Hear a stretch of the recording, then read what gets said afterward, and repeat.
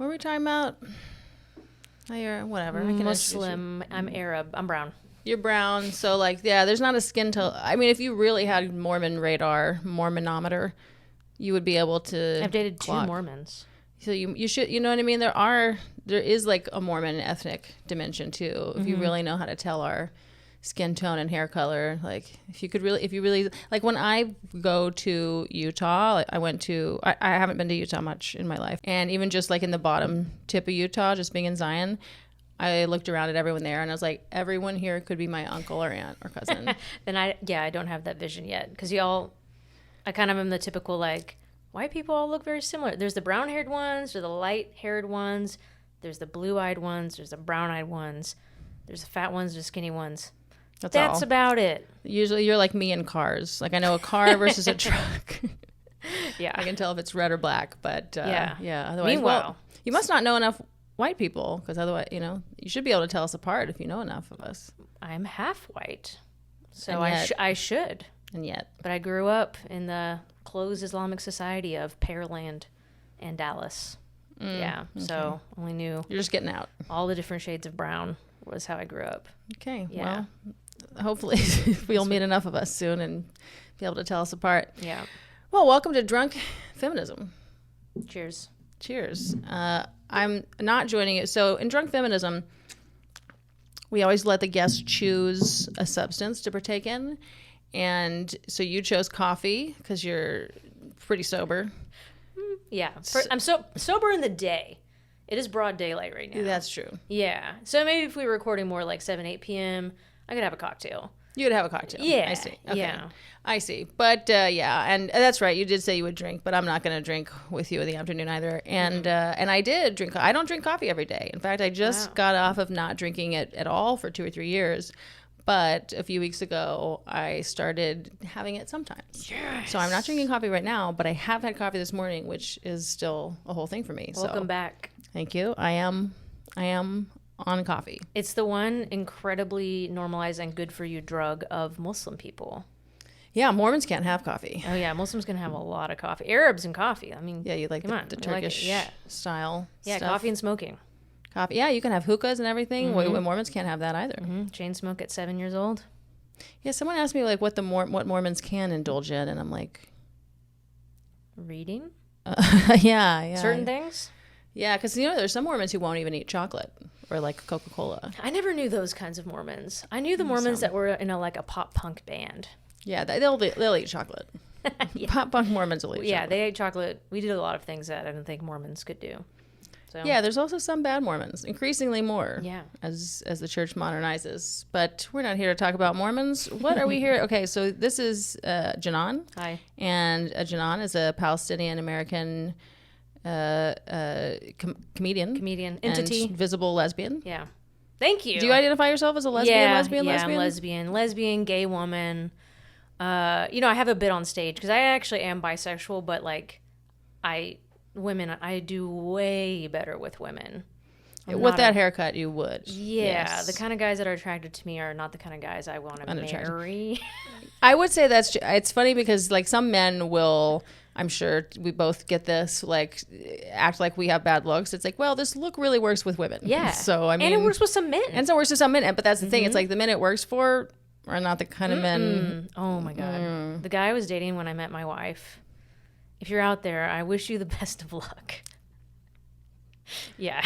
There's a lot of men who really like lesbian, and that's the thing. A lot of them have lesbian moms. Yeah, or they're fetishizing us. That's what I'm not cool with. Yeah. I mean, these guys were just like, they were very much in touch with their inner femininity, and so that they didn't feel threatened by me, which is kind of cool. Yeah. But ultimately, it's just not what I want.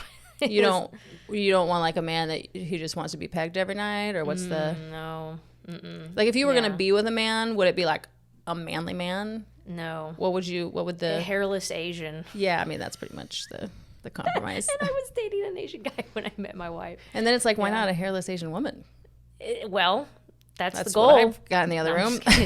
You got that. I already got that. Yeah. My wife, she's not hairy, but she's not Asian. She's great. Yeah. Yeah.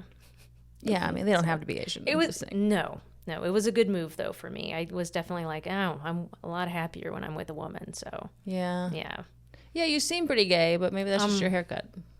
No. You're also wearing a weird cheetah print shirt, so that throws me off. Well, I'm not like the most butch. I'm not butch. Yeah, you're kind of. I'm I don't like the word futch, but that is kind of what you are. I haven't heard that one. It's like an older lesbian comic, Poppy Chaplin. That's what she said. Femme butch. Okay.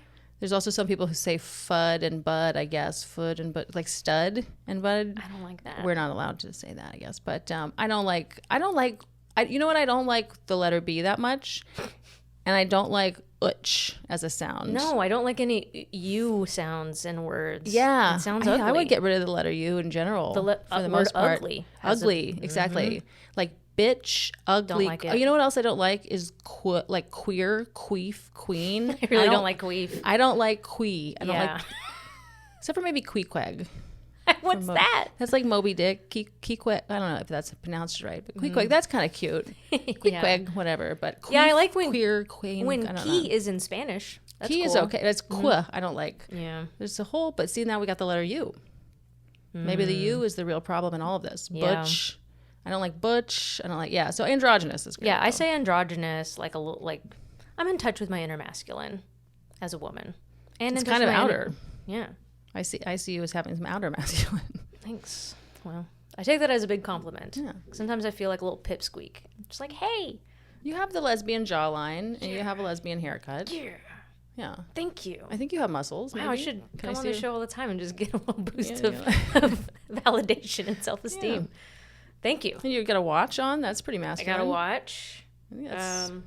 I am wearing women's jeans. Yeah, that's weird. You can't see it on the show, but they are. I feel dysphoric for you about that. They fit so much better. I don't have the little thin white hips. I have these big Arab hips. I can only wear women's jeans. I really you cannot have wear to. guys' pants. Yeah. It doesn't work. It like suffocates me. I see. Yeah. Sometimes you have to just admit to biological, constraints. It's fine. It is what it is. Oh. Okay. But you identify as fairly feminine anyway. Yeah, I'm a girl. Yeah, but I'm not talking about, I don't know. Because girl and boy can be used as sex or gender dynamics. Yeah. But, you feel girly. Thank you. No, I'm asking. Sorry. And by my response, I mean, so for a long time growing up, I very much was like, I'm a tomboy. Mm-hmm. And for whatever reason, I just had to really prove that, I wasn't feminine at all. And anything that was in the realm of feminine energies is just, weak. And it, lumps me in with, other girls and like that. And so I was way more butch back in the day. That's funny. I was so, when I first came out, I went hard left from devout Muslim wearing a hijab to, a frat guy. Yeah. I was just the biggest douche ever. Well, that's how to be masculine. Yeah, that's what society taught me. That's what it taught me. But that's really interesting because I feel like when I was growing up, other people just identified me as a tomboy or asked what sex or gender I was. Legitimate. I remember when I was 5, I was walking to the restroom in elementary school, and this boy was who didn't know me, passed me. He was like, "Are you a boy or a girl?" And I was like, "A boy." I mean, a girl. But so I would get that, and people were just like, "Oh, you're a tomboy. That's what you are." And I didn't know how to feel about it because we were in an era where it was definitely maybe it's okay, but also maybe it's weird to be a tomboy. Yeah. But I definitely didn't have a sense of I hate girl stuff and I need to be a boy. But I was confused by and kind of judged that all the other girls in school and church, they only seemed to like pink and purple, and the only shapes they liked were hearts and stars, whereas boys had a panoply of shapes and colors. And I was just the girls, the Emperor's not wearing any clothes here. There's no way they only like pink and purple. I went on a whole rant to my mom when I was 5 about this, but I wasn't I don't want to be. I just kind of didn't feel, which is such an interesting, you're saying you had this reaction and we're anti. Was femininity kind of forced on you at any point? Oh, 100%. Oh, okay. I mean, as a Mormon, we had to wear dresses and skirts and I hated it, but there wasn't another option, and I didn't even, it never even occurred to me that I could cut my hair short. When did you cut your hair short? Mid-20s. I mean, shorter, to here when I was 20 or something, but then wasn't until I was 24, 25 that I was oh, I could just cut my hair off. So it is one of those things, like, I'm happy for kids now that, like, I just think, what if we just let all the kids dress how they wanted and not be like, oh, the boys got to be wearing this outfit, the girls got to be wearing this, like, let everyone dress how they want and suggest a haircut. Yes. You know, I think we could play around a lot more with, but so it's because you had that reaction and then now you're like actually more feminine than I am. So it's one of those things for these kids right now where I'm like, maybe everyone just slow down and don't make a decision, because you might be going farther that way because you're reacting. Whereas I feel like I was a little bit more comfortable in just like being kind of masculine. Everyone just saw it. I didn't have to tell anybody. Yeah. Everyone was just like, oh, you're kind of one of those little tomboy ones. Yes. So because of that, I don't think I had to push as hard against femininity. Yeah. Yeah. I definitely was in a reactive state when that was happening. And I would tell my parents, like when I got really mad at them, I was like, when I grow up, because I didn't know that sex change was a thing. So I thought I had invented changing your sex. Like I thought I invented being trans when I was like 7, because I was like, I'm gonna take a pill and I'm gonna make my voice really low and I'm gonna cut my hair really short and then I'll be able to do whatever I want. And my parents would freaking lose their minds, especially my dad. My dad's the Arab Muslim guy. He'd be like, no. And so as a kid, I always thought, like, when I get older, I had a true plan, though, and this is where like the religious trauma kind of then mix in with like, oh, you know, what's going on with my sexuality, my gender? I have no idea. I was just like, okay, I know I'm not like wanting to be this like devout Muslim wife woman, but I also know that I'll go to hell if I do anything else. So from when I'm like an older teen, when I'm 18 and I can finally get out of the house, from my plan was from 18 to 25, go just do whatever I want. Oh yeah, sin now, repent later. Sin now, repent later. Yeah, but then you also have to repent for the plan to sin now, repent later, and repent for the plan to repent. Well, I didn't think that far. Oh, yeah. I was tortured. I was like, that was my plan too. But then I was like, well, yeah, I just stayed. I'll be sincerely repentant about this whole thing later. Yeah, I've just stayed in that part of the plan up until today. How old are you now? Up until today, 37. 37. Okay, so we're about the same age. Yeah. I'm 38 or 37. I was gonna say, because it sounds pretty similar. Like trans wasn't presented as an option. Not at all. There was no puberty blocking. Like, well, I was very sheltered as well. Yeah, but none of that was. I mean, like 6 people had ever changed their sex by the time we were born. You know what I mean? And even then, it's again like the technology keeps improving. It's not like anyone's actually ever changed their sex, but in terms of whatever they're doing, like the technology was very nascent. Yeah. And when I got to be finally in my 20s and realized like, oh my gosh, I've actually been just like really terrible to myself essentially by just going through it. But it wasn't my fault. I wasn't, trying to hurt myself. I just realized like I've got to heal. I've got to actually like get over those crazy things that like religion my parents taught me and like really figure out, okay, well, who actually am I? Not who is my outside, but like, what do I care about? What do I want my life to mean? And then, what's important to me. And so, I mean, that was a whole nother podcast episode, but through a bunch of all of that healing stuff, I realized that I had just kind of labeled, as society does, femininity as just inherently weaker, only useful in certain circumstances, only useful in female bodies, and it took a bit to put like language to it, but once I got it, I realized like, oh, I can wear, I mean, I still have figured out like where my lines are, but like I can wear eyeliner sometimes. I'll wear leopard print. I don't know. My wife and I have a group of girlfriends they're the gals and they hang out, and we often have girls brunches where none of their husbands are invited, but I am. Yeah, I know, right?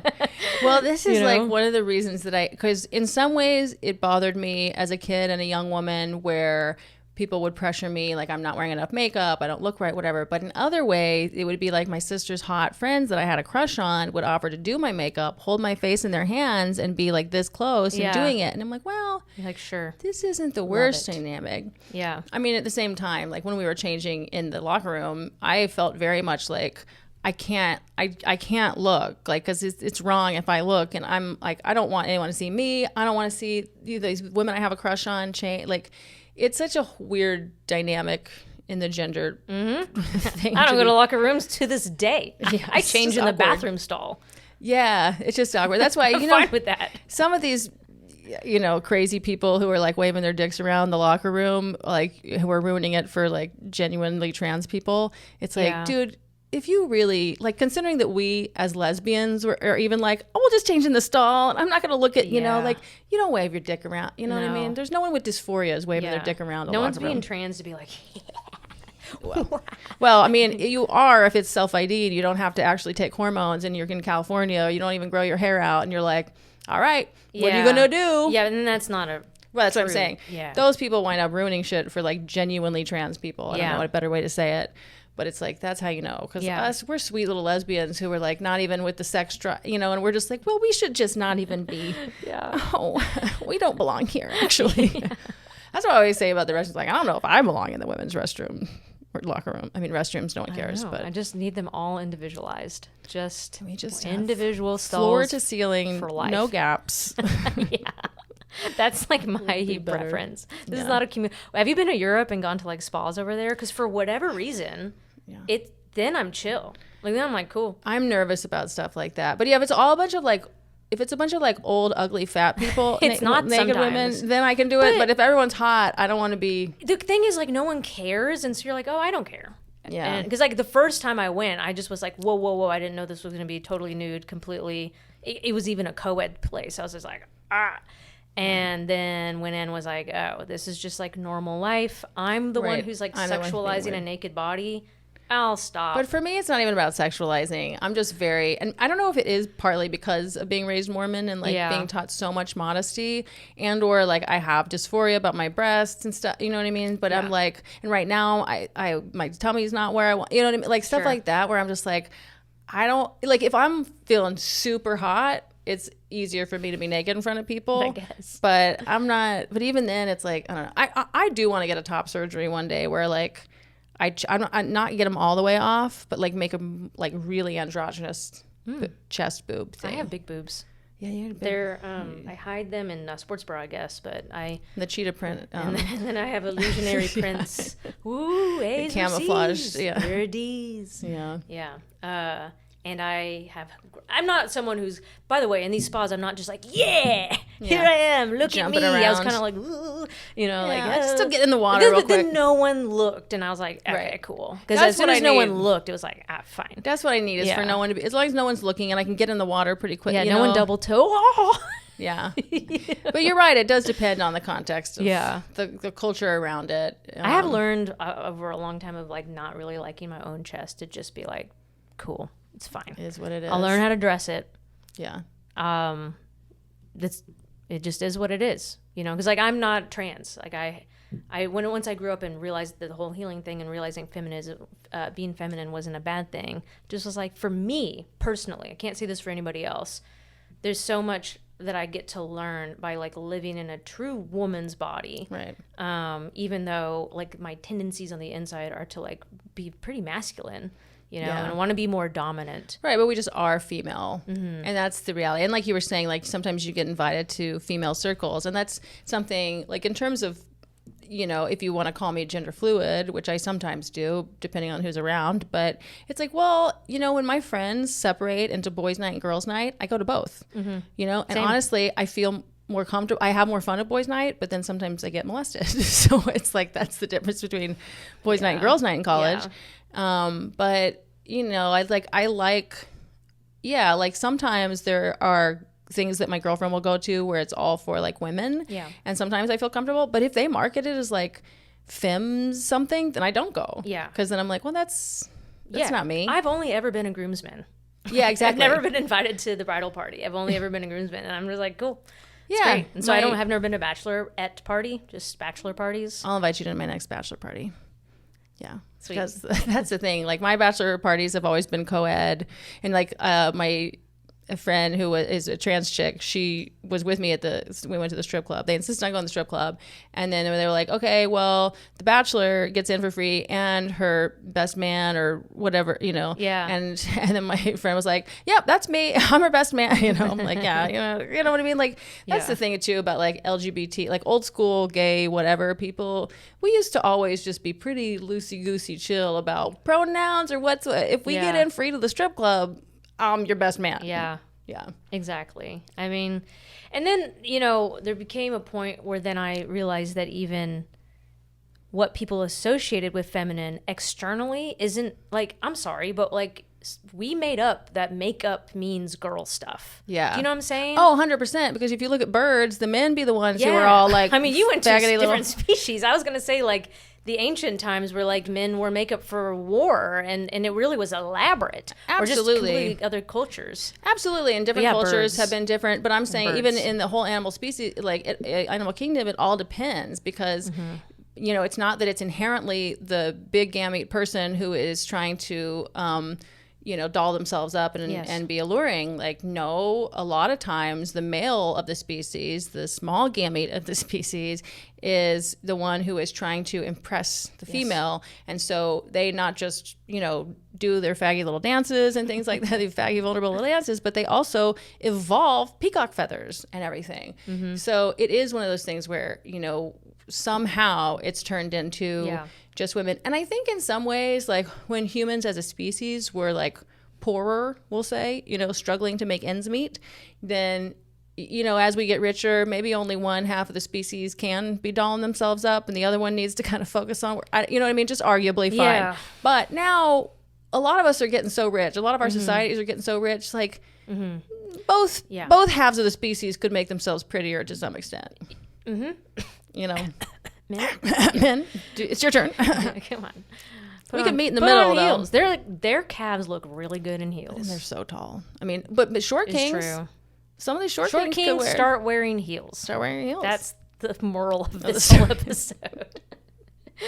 That's so interesting that you bring that up because like in the spans of like human history, I mean, here's like my take on it is that we're so much closer to monkeyhood than we are like enlightened spiritual beings as a gestalt, like as a whole species. And so that's why we're still having to deal with shit like misogyny and like racism and all this kind of violence is because it's very just like survivalist, me big strong monkey scarcity mode. mindset. Yeah, and like for a long time, you know, being taller and having I guess more upper body strength meant that you could be the dominant half of the species.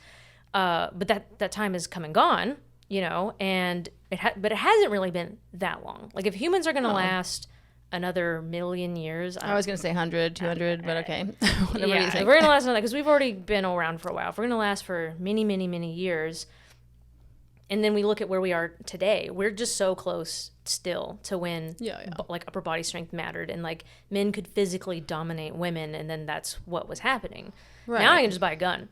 You can buy a gun. And women are better aims. That's true. That's one of our sneaky skill, like sport advantages. We do seem to be pretty good at aiming. We're good at aiming. And you know, and now like I see in China, they've got coal factories that are 100% robot run. Like the robots recharge themselves and every kind of thing. That's so crazy. It's like you know what I mean, in terms of even like physical labor. Yeah. Like, okay, this is good. Like, which isn't to say we don't need you anymore, men. It's like, well, you can retire a little bit from like. We need you to use your physical strength to be like that doesn't need. We don't need you to die in the coal mines anymore. Thank God. You know, thank you for your service, men, that you died in all those coal mines. And you died in all the war. You know, and some of the wars we could have even skipped, but to the extent that we needed you to. Thank you for dying in the wars. Thank you for dying in building bridges and tunnels and everything that we did for the infrastructure food that we couldn't hunt for at the time because I just had a baby. I don't know. I'm trying to put myself in the shoes. I also will never be pregnant, so that is a way in which I'm like that. No. Yeah. So anyway, I'm trying to imagine that. There's also because I think people try to create this story, even of our like more ape-like ancestors or more monkey bonobo whatever like ancestors that like the men hunted and brought the food to and it's like if you watch most of the ape type what's the word that we should be using for all the monkey people. Apes. I think apes. Apes. Yeah, our ape cousins. Yeah. If you go and look at them, what you see actually a lot of is moms having the baby and then having the baby hold on to her fur while the mom goes and hunts and gathers and whatever. Hold on, I'm learning new things. There's not a ton of. I'm way more pissed at men now. Right. Fuck.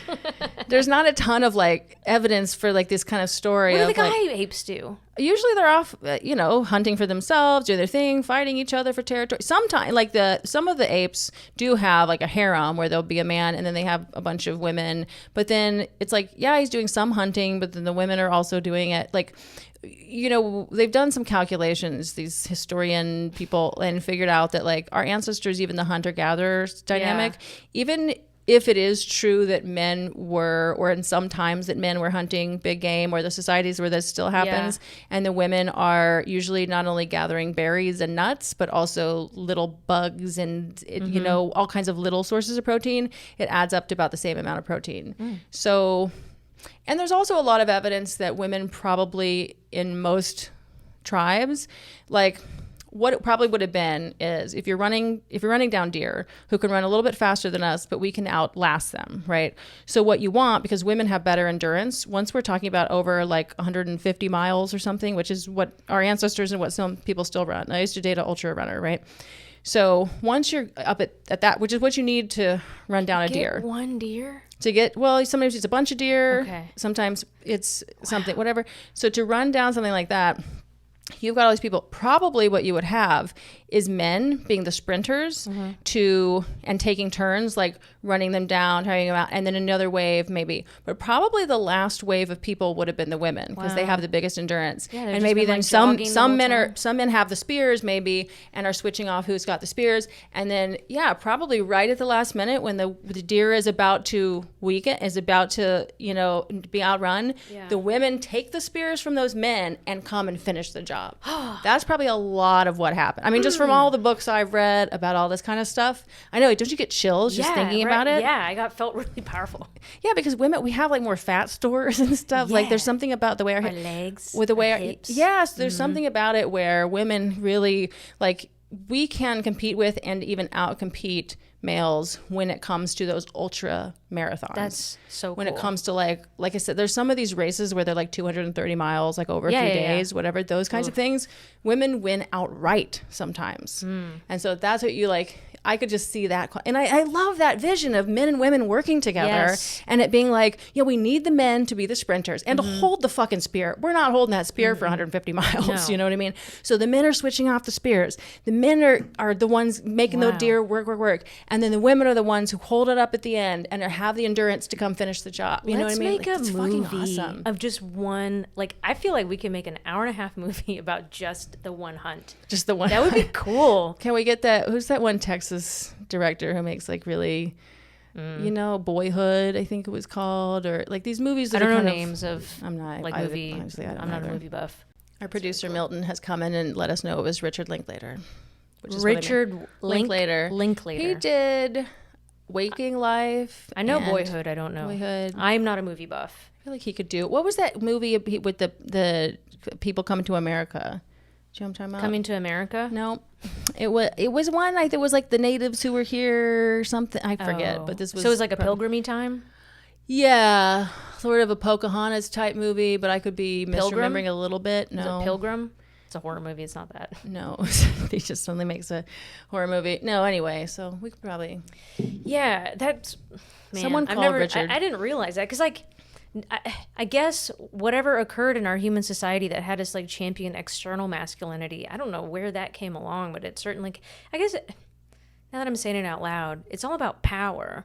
Like, if I'm not doing so great in life and I want to do better, it feels good, even if it's in a temporary kind of animalistic way, to like get power over something else, and since strength became like a thing, I mean, that's the whole reason why like happens is it's just a power thing, Well, I don't like it when people say just, because like it happens in so many cases, and in a lot of cases, like the most common kind, that's like the date rape. Can we say that? Date, just we can for say YouTube. It. I think some. I don't. We'll bleep. I don't understand them. We can bleep it's it. So annoying post. to bleep stuff. We'll just say. I already said it. Yeah, whatever. I'll go back and bleep it. Good one. Yeah, because so much of it is the date that happens, then, or grape, I think is what we say. Date grape. So crazy that we can't, like, isn't it better for us to call it what it is? I know. Anyway, that's probably a man who made that rule. So,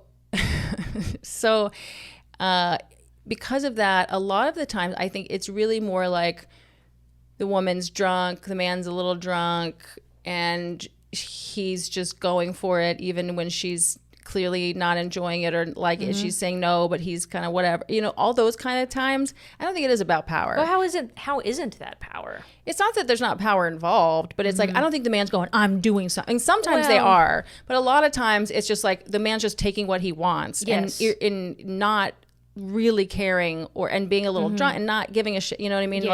Just, well, that would be like an unconscious grab of power. Like he's not even aware he's doing but it. He still wants the sex. So I'm just saying, I think it's like kind of murky. It's like one of those things that we kind of all got taught in college that it's about power, but it's like, well, definitely it's a big part of it, but it's sometimes it is about just taking what you want and not caring that the other you know what I mean? Or what, like, it's not just, I'm going to have power over you. Like, I'm going to let you know that I'm the one who can do what I want. Yes. Like, Yeah, I mean, spiritual power, different than, I guess, that, like, I want to just control you, taking over you power. But where I was going with that, with the whole external masculinity thing and how I think that, like, a lot of people just associate just, like, when you look girly, that's feministic energy. When if you we mean could... feminine energy? Yeah, what did I say? Feministic sounds Feministicism. like... Feministicism. Feministicism. Yes. How about that? Oh. How dare you? Mother Guy is calling now. Really? That looked Hi. like a spam call. Welcome to the podcast. Take my number off your list. Bye. No. Okay, but don't you think the more you answer, the more they... This just started happening yesterday, Really? and so I've been telling them to take them off the list, and my calls have been going down. Really? Yeah, because I say wrong number. I used to try that, and it only increased my calls, and I've blocked them all. I've done so many. I can't get it to stop. But then you just get used to it, just like, no. Anyway, well, maybe your way works. So external feministicity. Yes. Is what I was talking about. Feministicity is what you were looking for, yeah. Yeah, and then what I sense would be a great thing to progress toward, both, female, male, trans people, like just society in general. And I mean, I'm talking about Utopia. I understand that. But you say progress toward, which I think is what we can talk about in terms of Utopia. Is honestly understanding the spiritual meaning behind masculine and feminine, because that really matters. It's not at all the same as what we think it is when we think of the external, viewings of it. Like a beautifully colored bird dancing, that's not inherently masculine or feminine. Like that's like because of what it's doing. It's doing a thing. But the energies that we can, embody as a human being, whether it's like in our mindset or like what we're doing, is like the qualities of each of those things are needed to be present in all people, no matter what sex they are, or what they identify as. Like this, I don't know, some people might argue with me and just be like, no, we need some people who are super only masculine and some that are feminine and then everyone in between.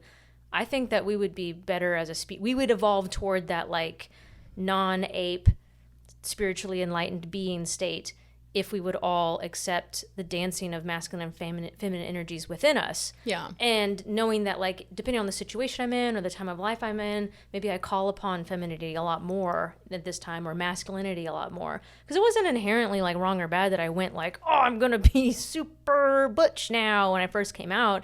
It served me at that time for a bit. Like, it was a survival thing. I needed that, And then once I had the means and the capability to realize that acting too masculine was starting to like harm my cause, then it took a lot of work to finally like accept I have boobs and the qualities of femininity that are more like surrender and by the way, when I say surrender, I mean a spiritual openness, surrender. Openness, receptivity. Yeah, collaboration. Like yin versus yang is kind of what you're talking about, right? Yes. So these yin energies are like, receptivity. And what else do we put that's like, that would be inherently what we actually mean by feminine, not what's marketed currently as feminine and masculine. Yeah, it's definitely a lot to do with collaboration and like working with the group, versus working as an individual.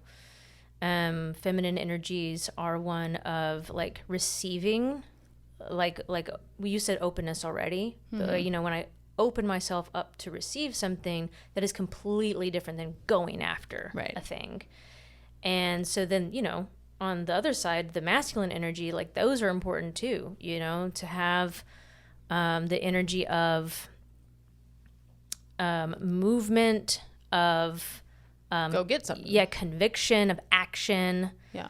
Like when I say those things, and then if you imagine all of them in one person, you're just like, damn, like that is a powerful motherfucker. We all need to be balanced Renaissance people, if you will. And in fact, they say we're moving into the age of Aquarius. I never really quite know if we're already there or if we're moving into it, but I think that's what they say. It's like we've been for, I think, a few thousand years, been doing a lot of masculine energy, and society has been really structured around build the stuff, fight, you know, do, go, achieve, whatever. Yeah. And now we're all kind of going, well, especially if we got all these freaking robots and AI doing everything, maybe we can figure out how to receive that and like take a step back, figure out like how are we going to organize society if a lot of the grunt work that gave meaning, purpose, and income to people is taken care of. Like, what do we all want to do on this earth? How can we learn how to share this and live in harmony with the planet and the resource? Like, that does seem like feminine energy. Yes. And absolutely, like, there's no one in life who's not going to need to go do stuff. You know, we all need masculine energy. Like, masculine is also, like, symbolize the day, and feminine is the night. Like, obviously,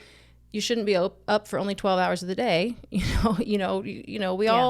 all do some of both. But it does feel like we're going into a place where it's like, hey, if we could stop with so much of the war and the like, we don't all need to achieve so much anymore. Like, we actually need to figure out how to set up systems that can do that work, and we can free humans up. Like, I keep hearing Rogan talk about how he's so worried about what are people going to have for work, and what are people going to, like, how are they going to have meaning and purpose and whatever. And I'm like, okay, yes, we do need to figure out how, with robotics and AI taking care of so much, how we're going to share the wealth. That absolutely is a big question we need to answer. But in terms of how are we all going to have meaning and work, it's like, what are you talking about? Your work is entertaining people and doing 3 podcasts a week. Everybody could be dancing and singing and entertaining and being priests. And, you know, AI can be a better therapist than a lot of therapists. Yeah. But the best therapists are better than AI. Yes. The best interpersonal stuff, and that's so much fun. We love work teaching. We need lots of better teachers. If we can free up everybody, and also we still need someone probably to design and plan a lot of the AI and to invent and stuff. Some of that will be robots will be inventing too. AI will be inventing too. But some of that stuff, you know what I mean? All the creative work. Yeah. It's like being scared of the Industrial Revolution right before the Industrial Revolution. It's just like, we're not going to be able to like work on our farms anymore. What are we going to do with our time? Just sit and stare at each other? Eventually, we'll invent Farmville, and everyone will get their farming out of their system. That's how you know, like, because I think of us all as God, and kind of like my pronouns for God are like we, it. Here. You know? Yeah. And that's why I'm like, we love farming. Because as soon as we stopped farming, we made a little game where everyone could farm for 7 hours a day on their little tablet. That's good. God, we love growing crops and taking care of cows and shit. I like that. We are cute. Yeah, like we will always find something to do, no matter what. Yeah. Our world drastically changed in the 1800s when we got globalized and like got all our machinery. This is just more of that. Right. So like what? But we do need to figure out how to get the wealthy to share it. We need to figure out how we can have systems where, like, the floor is that everybody has health care and a place to sleep and all that kind of, and probably that is food. All going to be born of feminine energy. That's what I think, is that it's going to take feminine energy. Like, men do have, it seems like men really do have kind of an innate thing in the masculine energy of like, take care. Take care and provide, but also to achieve, to do, and to compete. Feminine is maybe more cooperative, masculine more competitive. And it's like, okay, we need to, because we're now, like, we really were in a scarcity situation. We talk about scarcity and abundance mindset. Like, there's been a lot of scarcity in human history. we're now on this precipice of like, there's really no need for scarcity anymore. Yeah. And if that's the situation, we don't really need to compete so much. We can play the friendly way, as my sister and I called it. Like when we would play not video games, but like Guess Who or Risk or a lot of like Clue or something, we would have this version where we would call it the friendly way. Instead of competing with each other, we would play School or House or have storylines. And and it's like we get to that place where we don't really need the rat race competitive game or whatever. So if we can go into that, it's like, let's all lean more into our feminine energy and figure out how we can share. And like, I really think guys, like, I think when we start talking about the idea of like getting rid of the patriarchy and maybe something called matriarchy or like this feminine, I think they tend to be afraid that we're going to like try to subjugate and oppress them the way that we say that they have been doing to us for thousands of years. And we're like, no, like for a lot of us, it's like, no, we just think that like, we don't want to be as we don't want to be as cutthroat. We just kind of want to figure out how everyone could be happy. Like, I think men could be really happy if they're living in a world where like women really are kind of doing a lot of the work and the planning and the resource management, and they get to just like frolic and work at things that they like, you know. That I would freaking love if guys understood that. Well, what I've unfortunately, you know, if I'm arguing with some guy and realize it's a lost cause because he is just believing and won't believe anything else, that his masculinity is tied to that competitiveness. Right. And if we do take that away, his masculinity is taken away. Well, we will chop one of each of their balls off. Come on, guys. It's not going to work without that. Come on. You have to we won't sacrifice children to the gods, but we do need one ball per. Okay. Yeah, they're ugly. Well, I think they're ugly. I think they're ugly. Some of these women say they like them. We're kidding. You can keep your ugly balls. Got a little nauseous. You know, what if you want to get rid of your balls? You can get rid of them. And that is an option now. I always tell people, you don't have to be trans to get rid of your balls if you just don't like them. It's just an option. They're very good at these orchiectomies now. You know, our technology is great at that. Whoa. You can still, if you want to, you could still take testosterone and or just Viagra and be a soy boy and not have your balls. This world that we live in, eh? Donate your balls to some lesbian who wants to have them. I don't know. Man, I have eaten animal balls one time. I would. Yeah. I didn't know that's what I was trying. And it wasn't bad. And then I was like, I'm good. It's kind of weird. Did someone trick you? Or it was like something on vacation where the vendor was like, try this. I was like, what is that? Testicles. He probably saw. Did you look like a lesbian at the time? It's probably a lesbian practical joke he was playing. Probably. I'm gonna make this lesbian eat balls. I felt like it was his shtick. Yeah, it is. It's like a Rocky Mountain oysters and stuff. You know, it is a thing that people like to. Like I'm always interested too in like we're having this conversation in the West in a pretty affluent lifestyle. I always get curious of like, it's not gonna all change at once, right? Because we have a ton of privilege in terms of like I educated myself and I had the means to do it because I'm not like worrying about where my next meal came from. So I like being I'm from Texas, but like having family overseas. Yeah, get her done. Texas. No, can't. I don't know if Larry, the cable guy, is from Texas, so He's not. I don't think I think he's like Kentucky. I just like having pride. Local pride is nice. Yeah. You know. Gives us a way to connect with people. Yeah. Texas. Yeah. But yeah, you know, and I've been to a good amount of other countries that are just really different from here. Swallowed down. Wrong pipe. Wrong pipe. Oh, wait. I don't know why you're faking it. No, it's just... I hate how it feels. That's why. Really? I hate it. I file my nails all day, every day. I hate how it feels to have nails. I just peel mine off when they get too long. Yeah, you have long nails, dude. For now. How do you even fuck chicks, dude? How do you be married for 10 years, have a baby, and continue to have sex? Yeah, but they're so long, dude. This one's not creepy.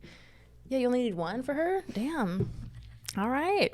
She had a baby and you only need one? Mm-hmm. Shit. Mm-hmm. Damn. Yeah. Okay. Sorry, Maria. I don't know. Some women are proud of having a tight pussy. I don't know. I've never understood it. I don't know. I love big pussies. In case you've never heard me do that bit. I have not. That's really... I did. What? Yeah, because... Like, vacuous? Not vacuous, but like it's still like big. When I say big, I mean like it's like a Prius. Like you know what a I muff? mean? No, it's like it's like it's like when it doesn't look big. You still have to start with one or two fingers with a woman, but then you can get up there to the point where whatever. You know what I mean? I like one who as she warms up, a few orgasms in, maybe she starts to want more. Maybe when she's ovulating, you can get there, whatever. But I'm like, well, I like knowing that most men's dicks aren't big enough to satisfy my woman, and that their hands are too big, and this is the Goldilocks solution: big black dicks and white girl wrists. That's the club. That's really good. Yeah, so that's my thing. But I'm sincere. But I've fisted I fisted a handful of women by now. You fisted a fistful of women. A fistful, yeah. That's really... Read some horrible lesbian poetry. I could see that being a line in a horrible... like a really terrible shirt at Hot Topic or something. Yeah. Or Spencer's. Yeah. Do those still exist, Spencer's? Yeah. Wow. Mm-hmm. So do malls. Yeah, I mean, I hate malls. Me too. You know that feeling that you have sometimes about parts of the world that can't get along or are really a problem, where you just like bomb them all? That's how I feel about Spencer's and malls in general. Not also, Spencer's, more I just really malls. hate malls. Yeah, yeah. I Most don't mall, love they're beige. There's two. I get dizzy when I go in the gross. big ones. Everybody there is either a teenager or they're like 70 and doing their walks, or they're huge and they're you can't. huge. Yeah, and walk it's just around stuff them. where you're like, how are these all drug fronts? Like, who's buying enough stuff here that these exist? Malls weird me out. Yeah, the air is weird in They're there. all closing though. There's a lot of Good. I think that they're not really doing well, except for like the Galleria. The ones that have like they're a destination If spot. and if they have like all the good store, like I get it. Yeah. It's just like I go there once a year or something. Yeah. I gotta buy something, and then the other problem is it always would wind up being I think one of my exes wanted to go to the mall sometimes for some reason or other. We always would wind up going on Sunday, and then you're like, okay, well at the very least, when I'm here at this mall, I can get a Chick-fil-A. No, it's Sunday again. Damn it. Did I eat at Chick-fil-A again? That's fine. I just, you know what? There's only so much we can do. Once we got gay marriage, it's like, who fucking... No, the guy said he stopped donating to stuff. I don't know. The only place that sells my child's formula which is at an affordable price, because for some reason on Amazon they charge so much, is Target. It's the only place I didn't can even get know formula. Target was bad. It's bad. I just don't shop there. I don't even know why. I just know it's bad. I always forget because sometimes I don't know if it's gay or Palestinian, but I think it's right gay. because that's the why thing. It's bad. Sometimes it's like things will get encoded in my brain as like these were on the bad list, and then I don't question it for years. And like I used to do that. Now I just don't. I don't shop that much. And when I say I eat at Chick-fil-A, it's like that's still like twice a year. You know what I mean? Yeah. Like it's just that if I am in a situation on the road as a comic where I need something, it is like the cross section of healthy, price, and tasty. Chick-fil-A is like the only thing I'm willing to eat in terms of fast food. Wait, you put it in terms of health? Healthy? Well, I'm still getting like protein, and I'm gonna get, and they use better oils and stuff like that. So if I have to get like a sandwich, and if I really want to be healthy, I can get the grilled chicken. I'll still get the white bread. The wheat is shitty. There's no point. Processed wheat bread is no better for you than white bread anyway. But you know what I mean. You can make a decent thing out of it. Okay. And it's That was not really it's not judging me. I'm as sorry. Unhealthy. You think It's okay. that's health? You know, I mean, for what's better to get the cardboard they serve at Subway? It's Oh. It's not really. Don't There's eat there's no good options here. So I'm just saying, if I'm going to do that, I can spend $7. They're actually $5 or $6. I need their fries. I fries still are love good. fast food fries. Yeah, their fries are good. I like a Chick-fil-A sauce. We're giving them a lot of airtime right now. You're right. Anyway, my point is, I don't shop at those places much. But when I was a kid, because in my early 20s, I realized I had something against Disney, which I love Disney. I was such a Disney kid. Okay. And finally, it wasn't until I don't remember what age, but sometime in my mid 20s, I realized, that was because they were like pro gay people one time. Oh. And I was a kid, my dad said something about maybe because they let gay people have a gay day at Disney. And so we were all, it was like officially now we all hate Disney or something. And I was like, I just let that be an opinion in my head until I was like, wait a minute. Oh, I'm gay. Like now I don't, wait, that was why I don't. That's so I have funny. some feeling against Like Disney. Disney's bad, but why? Oh, But yeah. they're Oh, wait, actually I the do. best. Oh, wait, I changed. Yeah. That's great. But yeah, no, I don't know. Target I just don't like, I don't like shopping in that I don't like it either, place. but the formula, I can get it. It's like really close to my house. Yeah, when I was growing up, the thing that which was ingrained in my head as bad is Hinduism. Oh, was really, that like like, because the worst. y'all were like competitive as Muslims? That's the reason. This is it like is the like a struggle UT, of power. A&M, Texas, Oklahoma. So it's actually like written in the Islamic religion that the Hindus, polytheists are the worst of the worst, and they're the worst thing that you can possibly be. No one likes the poly people. No one likes them polys. They won't stop talking about it. Yeah. All their damn gods. Yeah, just going one after another. Come on, just focus on the one. Which is weird because like y'all are, because I thought maybe like polytheism and polygamy of some sort would go together more typically. You know what I mean? It's like because that could kind of, you know what I mean? You could kind of, otherwise you have this like sense of things being one, but Well, here Muslims we're one God but 4 wives. Yeah, one God, 4 wives. That's all you need. You know, in Mormonism, they actually did come out and say that like God has several wives, but then at one point, so the women started praying to, or at least there's mom God somewhere, but then and at least one, but probably multiple because they believe in polygamy, right? So then women started praying to mommy God for a minute in like the 60s or 70s, and then the prophets were like, you got to stop that. You only pray to daddy God.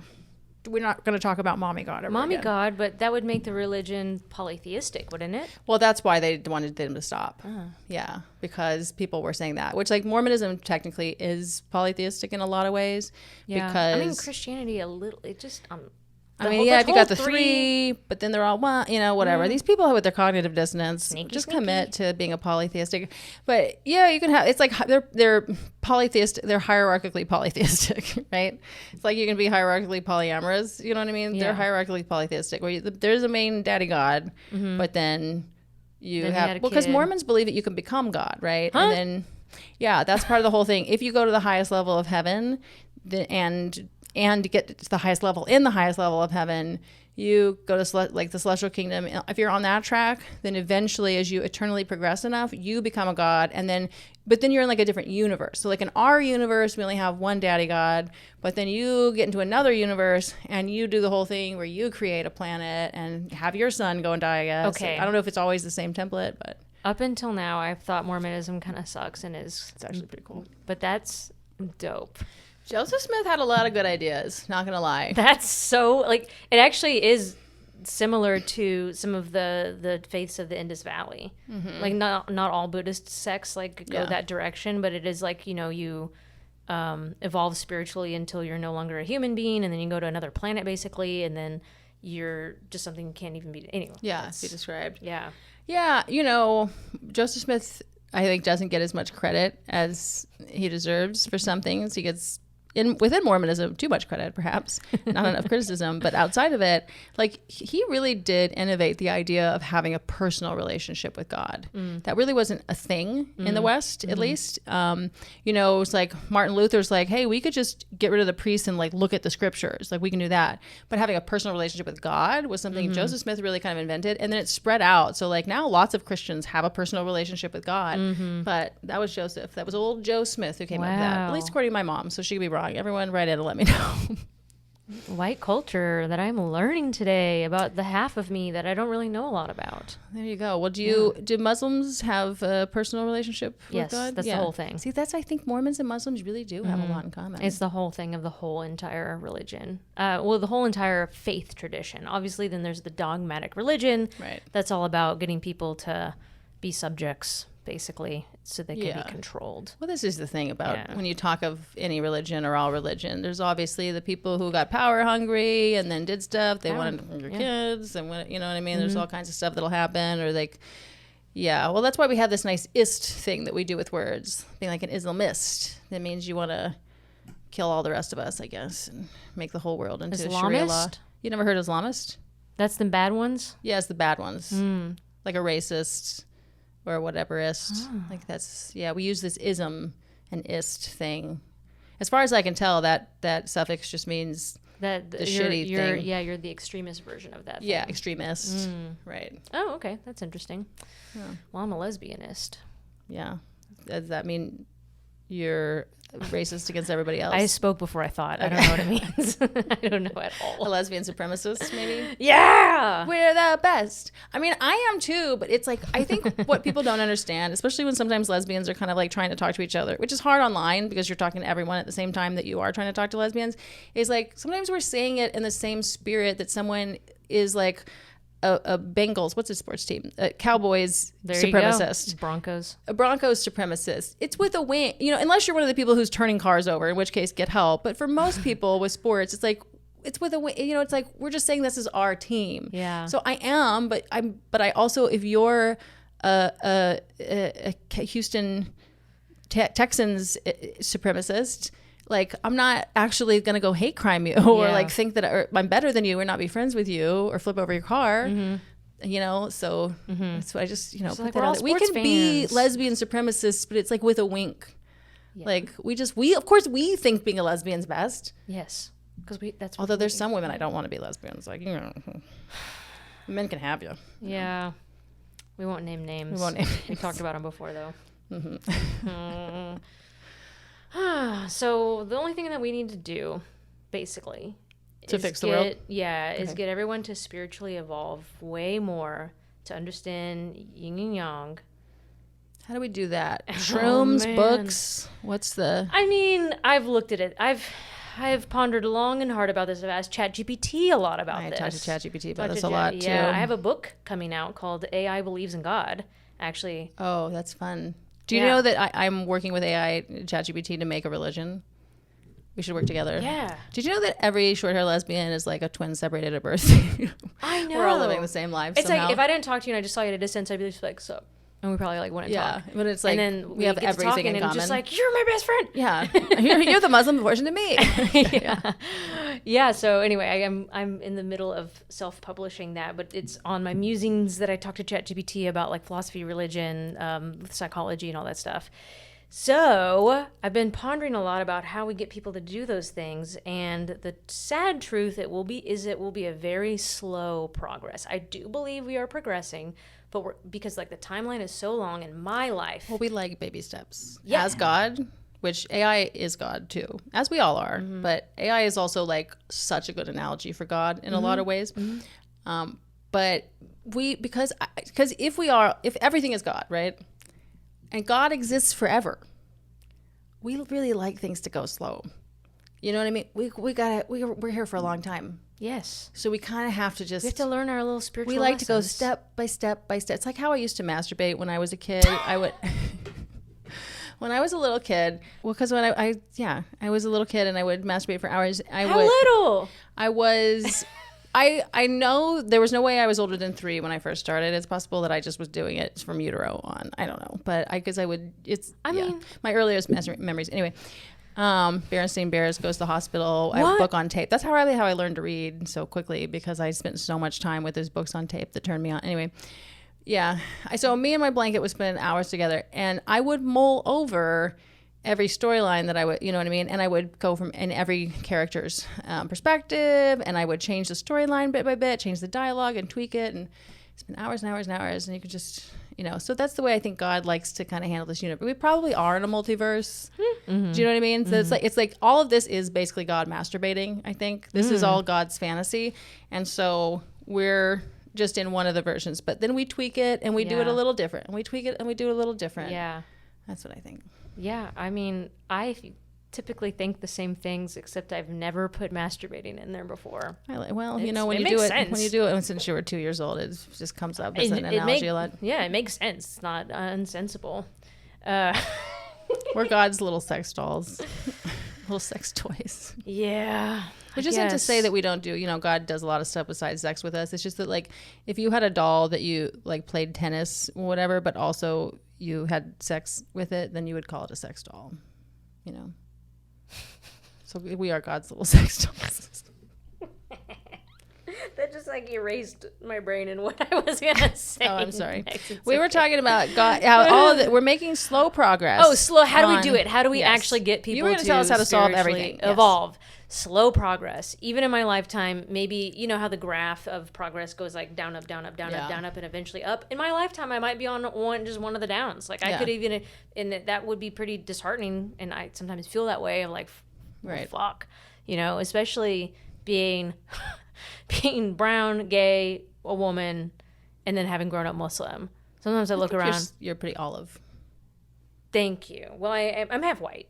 So in terms of my complexion, your face really needs a bit more sun. Is also I put a lot of sunscreen on. I started wrinkling. No, that's good. You should. But my arms freaking Your arms brown. are nice. Golden is what I would say. A golden brown arm, but a white stomach. You know, I don't like the word brown because of that whole BR situation. So I'm just saying, like, let's go. I like tan. Golden. Most people are golden or this is wheat. Unfortunately, you know. I'll take like a honey golden. It's good. You know. Yeah, it's a little more toasted than that. A little toasty. Sure, I like toasty. I'll say I'm toasted. Okay. Yeah. I'm a toasted little person. But yeah, as a person who's like in a lot of different parts of my life, I experienced like an uphill battle in terms of just like, hey, treat me better, please. It can be a bit disheartening. But I think in individual interactions, like that's really all I can do is, first of all, make sure that I'm like embodying the things I'm teaching, not just like spewing out shit and expecting other people to be better, but being kind of like an ass to like behind closed doors, especially, you know, like if I wasn't like working on myself in a way that like made me a better wife, then I know like I should just shut up and not tell anyone anything. And usually it's still shut up and don't tell anyone anything, especially unless they ask. Right. So just in individual interactions, like I mean, it's so cliche, but being the change, you know, like never treating someone else with hate, even if I think they're like an asshole. But of course, like stopping violence when it has to be stopped in the moment, and like putting up the boundary and be like, and this is why. You know, it's just like essentially treating people who I experience as less spiritually evolved as me as honestly like children that I'm providing guidance to. Yeah. You know, that's all I can do to the haters. And that slow progress, if more people are willing to do that, then in the next 100,000 to 1 million years, we'll have reached that godhood. We'll be all enlightened. And I mean, that's the goal of like Buddhism, for example. And Buddhists and, you know, the Dalai Lama don't go, well, it's going to take too long. It's really hard. I guess we'll stop. Like they just keep doing it. Right. So that's all we can do. Yeah, I think so. I mean, that's also how most of the little cults believe. So I love cults. I know, it's so good. Thank God for Netflix, huh? Yes, but when a cult is good, you know, first of all, most people don't just straight up call it a cult. They're just like, I love my community. Right. And bad cults gave cults a bad name. Exactly. You can't use that word without people thinking it's bad. Right. But they're good. Yeah, a lot of cults are good. You know, I always tell people that because a lot of people don't realize what happened with the Heaven's Gate people, where, you know, at first they really did have like kind of a nice community going on. And, you know, they were really trying to be spiritually evolving together. But then, unfortunately, they had some supernatural beliefs, metaphysical beliefs about things. And so when the woman who was the founder of it, the main person, when she like got cancer, it became theologically difficult for them to square that circle because they thought she couldn't get sick. And then when she dies, the dude who's her husband, who's like left over, he couldn't figure out how to reconcile things. So that's when he's like, we should all just kill ourselves because actually then we get to go to she paved the way. We're all going to go to whatever. But I'm like, dude, like say what you will about Heaven's Gate, but their guided meditations, I still use those. They were really good. And this is why we believe in Allah and Allah only. Yeah, it's dangerous. I mean, that is a good argument for it being better for society to have some major religions to choose from than if we don't, then people wind up getting into these cults of personality. And I think a lot of people's relationships, one-on-one relationships, are basically a cult of two. Do you know what I mean? A lot of times the man, if not, sometimes the woman, but is like a cult later. Cult of two. I like that. But you know what I mean? Yeah. Like they're kind of getting brainwashed and controlled, and sometimes you do stop talking to your friends and family and whatever. It's maybe it's a metaphor, but it's kind of a lot of things are cult-like. Yeah. I mean, spiritually evolved. I don't know how that will ever transcend major religions, and maybe it won't. This is maybe why I'm working with ChatGPT about making a religion that synthesizes the good ones. Have you read Soul Boom with Rainn Wilson? Did I read it? I think I listened He to it didn't on use audiobook. AI, but his whole premise of the book was let's start a new religion. I know. Because I he's listen to his Baha'i. podcast sometimes. Yeah, And Baha'i I like Baha'i, except they're still kind of like old school in certain ways. It's and old a little school. dorky and like And if you really get maybe into a little homophobic. Yeah. it's homophobic and misogynistic. Misogynist. Yeah. And that tends to be the thing. So I'm like, we need to take the best of the various Christianities and Islam and Buddhism and some Hinduism, which Hinduism and Buddhism already. So what Alan Watts says that like Buddhism is, or Hinduism stripped for export or something. You know what I mean? So it's like that kind of that shit, the Eastern shit and the Western shit, like put it all together. Yes. Jews. We'll definitely take some of their holidays. The Jews. No. You know what I mean? And then make them all into one. And then maybe we can start doing that instead of it being, do you know what I mean? Because I'm like, I'm sure you appreciate a lot of the shit from Islam. I appreciate a lot of the shit from Mormonism. I appreciate a lot of Jewish shit and Buddhist shit and everything. Is that a Hanuman? Is that that's a Hindu guy, right? Hindu deity, and that's just Ram, which means God. Yeah. My dad hated that. Yeah. Well, now you can't be buried in a Jewish cemetery either. So I don't they have know. a tattoo? They're all gonna get. Yeah, don't you know that? Like that's one of the little Jew rules. I also can't go to like a Japanese spa or something Because of the tattoos. mm-hmm. That's interesting. because you might be yakuza. I think they could tell, right? I would think so That too. doesn't look like a Yakuza tattoo to me. There are policies in some places there where you can't have tattoos. Because I was funny. planning a trip and had to look it up. And, funny. Yeah. But yeah, don't you think that we could get some people, a lot of, especially nowadays, like there's this whole resurgence of people who are kind of maybe looking back at Christianity or something, and you know, various religions. People are kind of returning after their bout with atheism or rebellion, whatever, and people are kind of looking back. But a lot of people are still like, yeah, I don't want one that's like doesn't accept gays. I don't want one that thinks women are second class. Like to me, I think if we're gonna have only one sex be the clergy, it should be women. Obviously, because if we're not super molesty. Exactly. If you want one, you know what I mean? It kind of feels like a pedophile made that up. Like only men can have this access, you know, and we're not as competitive. So we're not as much like we're going to take all your money. And in fact, in the religion I'm creating, it will be like the whole thing will be organized where like no one can get rich off of it. You know, Love it. yeah, because it's not what it's like. Most people who start a religion, they do wind up getting rich, and I'm like, no, I'm not. That's not. I'm trying to create something that can actually make the world a better place. Totally. I don't want, you know, I do want money, but I want that for my comedy and podcasts and everything else. Like, getting it through a religion is like really fucked up. I agree. That's why I always had struggles because I've been a yoga teacher for a long time. Yeah, and I do want it to pay my bills, right. but I'm also not going to be like, hey, you know, like pay me so much money for this thing that I'm not necessarily a master of. I've just kind of learned it from other people. Doing something for you. So, like, it is I get it's a service, and I'm not going to, like, do things. We live in capitalism. Yeah. We have to ask for money. It's just so uncomfortable. It's the same way, like, I've started doing a lot of comedy coaching for people and, like, teaching these workshops and whatever. And I love helping. Like, I love tutoring. Yes. I love teaching people stuff. But it's like, I always am finding, I'm like, but I mean, like, I'll work with your budget. You know what I mean? And I feel so weird because then it's like if you're my friend at all, but a lot of people are kind of my friend. Then I want to be like, oh, but then it's my time, you know? But yeah, I mean, there's middle ground. Yeah. The middle path. I don't know why I went Trump with that. The middle ground. We love a middle ground. We love a Trump Buddhist. A Buddhist Trump would be most great. middle ground thing you've ever seen. If Trump goes Buddhist in his old age. I love that. Buddhist Trump is great. I think I would be, I'd watch all that content because right now I'm like scroll like if there's anything with his face on I'm just like not giving you my time. He can be funny. You should watch some of it. But I just don't want to like you know my time is money and I just don't give that my energy. But if he was just like love the Dalai Lama, love the Dalai one of the best. Yeah, I the best reincarnation. Just watch how I'm gonna come back. Like I'd watch that. That'd be good. Yeah. Oh, here's hoping. Right? Here's hoping for Trump, Buddhist Trump 2.0. Yeah. If you watch this at some he's point probably going to live another 30 years. It seems. Doesn't it seem like he's never going to die? Yeah. It's like, yeah. Okay. Anyway, is there anything more we need to say? I feel like we've covered the whole thing. Literally everything. Literally everything. We're done. We're done. Yeah. This should solve it all. Mm-hmm. Great. Thanks, Janan. Boom. My fellow Texan lesbian supremacist future. Hey, what do you want to call my new religion?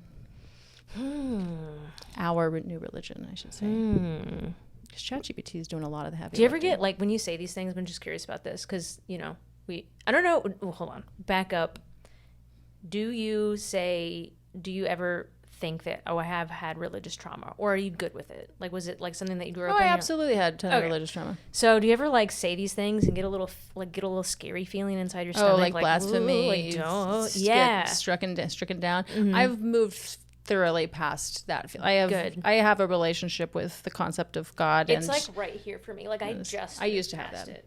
I used to not be able to like sing the Lord's name in vain or anything. You know what I mean? I had the whole, I had all kinds of stuff, and I had OCD. Like it was bad, but I've done enough drugs now. Like me and God, we're chill. That's cool. Yeah. Yeah. When my wife was pregnant is when I had a big minty bee, a real big one. Because I don't, for whatever reason, that's when all the religious trauma reared its head. Like, you're a gay raising a child. And you know better. Like my whole thing came up of like, you're not only are you in hell, but you're taking this child to hell with you. Like that was the whole thing. Rough. And I had to, oh my God, that was a tough gauntlet to walk through. But I'm on the other side of it. But it's still just like right here. Yeah. Wait, how long have you been not believing in that stuff? For a long time. But like I stopped wearing a hijab and cut my hair to a more, queer haircut when I was 18. I'm 20. I'm 37 now. But then I was just like a wreck from like 18 to 25. Just had a terrible time in life. Didn't think about anything. Was kind of like fuck everything. Yeah. Few rock bottoms later, found yoga. Like I really did. Was just like, oh, this is the best thing ever. Yeah. And immediately like went hard into yoga. I was like, this is my cult. Love it. Love it. Had just we do be needing community. Yeah, and it was great. And then in the yoga thing, I was just like, ooh, like this tattoos, like of things that really make sense to me. And in the past 3 years, even though I don't have those like old, like I'm just like that doesn't logically make sense that God would be like follow these rules.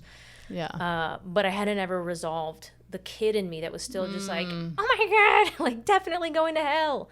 And, that makes me feel better because at least I have accomplished that because I did really go through that. I didn't avoid it. Like I really went headfirst into let me deal with what is true and like my relationship with capital T truth and capital and lowercase r religion and my relationship to all that kind of stuff. I think I had to. I mean, I had scrupulosity, form of OCD. With Mormonism, it was like I believed, and I definitely went from believing to being afraid it was true, and then like having to be like, oh, this is a human invention. Yes. And even though I think spiritual and metaphysical truth winds up getting told to various people. I think Joseph Smith got some. I think Muhammad got some. Yeah. I think everybody got some. Yeah. I think even every little cult leader, whatever, probably does get some. And then it's kind of God's little joke. It's like, I'm even going to give, hey, this guy is a little bit schizophrenic and just did the right amount of drugs to get a little bit of the truth. And I think it's all, and there's lots of paths and whatever, it's a big tapestry, but and since that just happened, like not that long ago, I'm like on the other side. I'm just like, yeah, it is actually all, made up, not all made up, but like the dogma part of it's all made up. But it's just kind of like, when you have something still close behind you and you're like, ooh, and you just still feel like a little bit of like, the little bit of like that sixth sense feeling. Yeah. Yeah, I get that sometimes still. That's so funny. Yeah. So the name. Oh, yeah, the name. What are we going to call the religion? ChatGPT thinks I should call it a method, but I feel like that's a little, I don't know. Hold on. Do you mind if I bust out my chat now and just ask? Maybe your chat and mine should talk. I have ChatGPT Pro. So as one must. You have to. So it has all of my memories saved. If I make a new religion with a friend who has great, awesome beliefs like me. Wouldn't it be so great if it was like, oh, you mean Arielle? Yeah. Should we call it thinking?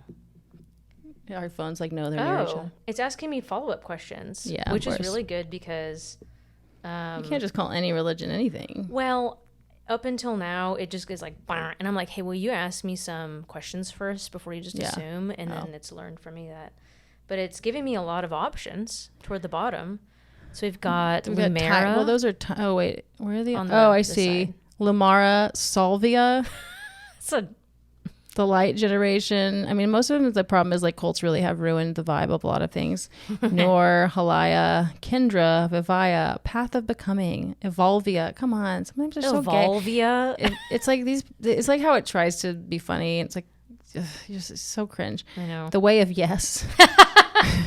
Joycraft, The Divine Game. Joycraft. Sufunk, Urun, Taralum, Etheron, Fire and Grace, Gaiawak, Asha, Air, Soma, which is like the stuff in 1984, right? Or not 1984. It's that drug from It's the drug from, what's that book? Now we can't Milton. What's the drug Soma from? Do you remember? the book. Brave New World. Brave New World, thank you. The Brave New World drug. The Path. Oh, is. The religion will just be called Is. Is? We're almost there. The Church of Why Not. The Sacred Disruption or Nonism. Nonism? Nonism is almost potentially okay, I guess. Yeah, that's the only one that once I'm not like, wow, it's horrible. Yeah, it calls that one an ironic or postmodern one. But I'm like, yeah, I mean, it's just, it does kind of have to be something like, it's funny because like they say nuns were the fastest growing. I don't think anymore. You know, which kind of religion or nun? Oh. But it's also like allism. We're combining things together. It really is like too, just symbolically, if we're going to depict God at all, I think we need to have a rule where like for the next 1,000 years, it's a mommy God. And then after that, it becomes a gender neutral, right? It becomes a gender neutral, or it can even be like, we go back to a polytheistic kind of vibe. And What about Xenism? we just name it after Xena. Yeah, name it after I think Xena Warrior the Princess. letter X is a little gay though. It can be with a Z. Z is also a little gay. Why? There's something a little gay about it. Like it's like Scientology vibes. Yeah. It's like, you know what I mean? That's why I told people not to do Z and C for their pronouns. It's like, guys, you have to present this shit to Republicans. Yeah. You gotta just like meet him in the middle. Meet them in the middle. You can't Choose a good put X's and C's. A hard R. Hard. They love a hard R. Hi, my pronouns are hard R, soft R. Okay.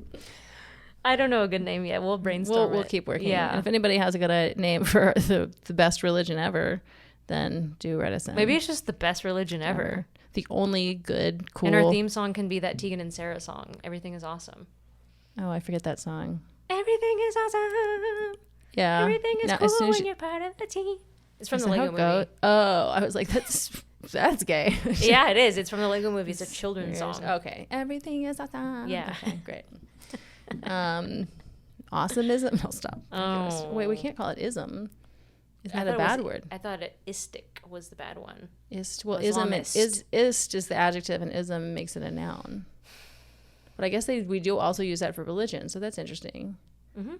I thought I that. gotta look up what's going on with that suffix. Something, because that's what we keep doing, is making things either bad or a religion. Itis. Let's give it an itis. Itis. Yeah. Islamitis could be a good. Yeah, let's stop saying of Islamism. Let's talk about Islamitis. Ooh. Racicidist. Racidist. Genocidist. Genocitis. You get your genocitis is acting up. Oh. Okay, I think we solved it. All right, bye, Janan. Bye. Yay. So are you recording? Yes. Good. Okay, that was under an hour and a half. Not too bad. Nice.